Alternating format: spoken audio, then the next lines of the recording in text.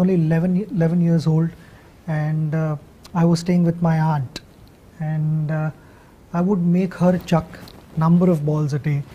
Golf ball, I had purposely taken a blade and made that into oval shape so that it would hit the floor and then change direction. It sort of taught me to play back foot defense with soft hands. Also, not being so tall, I had to be, throughout my career, I had to be on my toes, and I thought somewhere, that golf ball practice had a role to play in my technique. And basically, I mean, as an 11-year-old, full of energy, and in spite of practicing number of hours on the field, I still had to do something to do with cricket, and that's how I killed my time.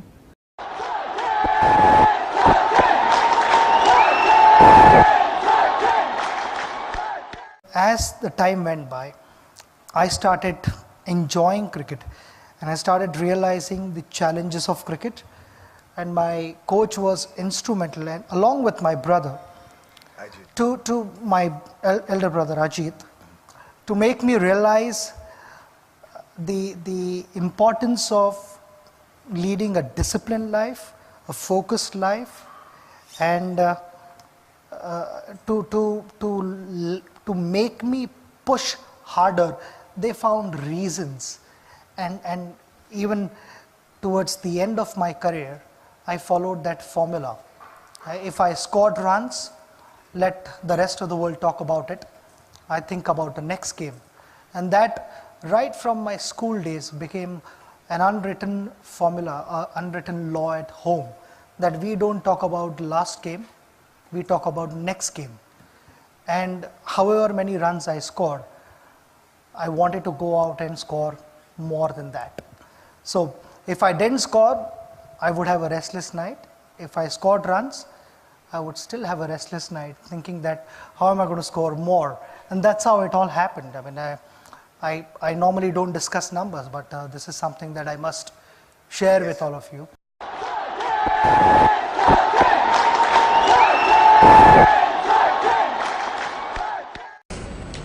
Yes, I mean, there were days when I felt like bunking a practice session. I used to be playing with my friends, doing, either playing with tennis ball or something like playing lawn tennis or playing soccer or playing hockey. And those were the times when my brother and my coach didn't let me do all those things. They said, no, you're not spending time here. You're getting in the nets, you're padding up and batting in the nets, you're working on your technique. And that really helped. Eventually all these things, all those sessions where I wanted to miss, you put them all together, all those hours, and they really matter. All those things, if they hadn't happened, I probably may not be, sitting in front of you.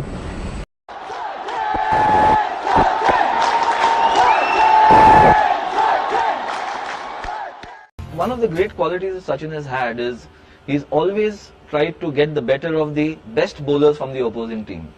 So whether it was a Waqar Younis or whether it's Shane Warne or whoever else, he said, okay, if I can subjugate this man, then half my battle is won. So that was the period when all of us saw him get after the best bowlers in the opposing teams, the fastest, the quickest, and once you get over on top of them, then it makes it that much easier for him as well as for the rest of the team.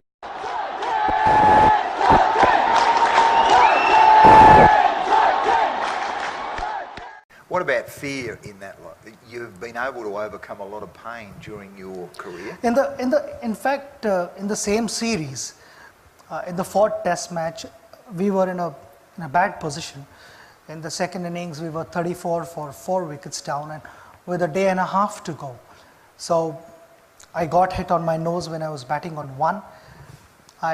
Later on, I realized that I had broken my nose.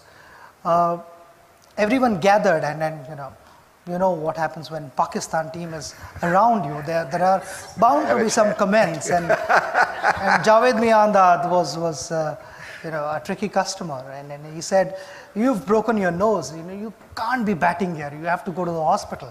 Knowing that one batsman goes to the hospital, there again they start to dominate. Yeah. And the doctor came. I iced my nose and I put a bandage and I continued batting. But that was again, I scored 58 in that match, and I batted for 4 more hours after that, which sort of helped us draw the series, because Pakistan had the most wonderful attack in the world. They were expected to thrash us 4-0, and to draw the series was kind of a which I got to know through English guys. It was a moral victory for us. So I only learned that word towards the end of my career, but it means a lot. So it was kind of a moral victory for us, and we were able to draw. But I became fearless after that.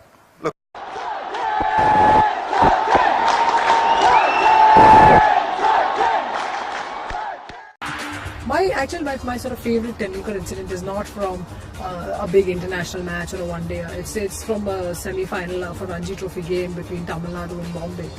Tamil Nadu had put on a huge amount of runs, and Bombay were about 8 wickets down with Tendulkar batting, and they had something like 40 runs to get with just 2 sort of literally rabbits left at the crease, and he took them through that. And what was amazing was not the fact that he took them through that, because he was clearly on top of the bowling. He got a double 100 that day. It was the fact that he celebrated like he was celebrating a huge win for India. I mean, there was no one in the stadium. It was empty. The stands were empty. There was no television, no advertising hoardings, nothing. But he just celebrated like it was the biggest win of his life. So that whole desire to battle the odds and get on top of the situation, that's pure Tendulkar to me, and that moment was sort of symbolized what the cricketer is all about.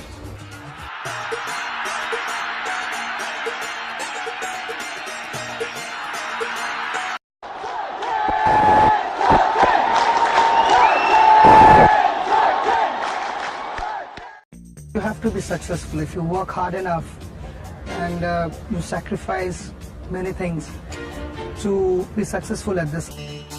Has got to apply himself. It's a matter of 6 hours, and if you can't do it for 6 hours, you should give up cricket.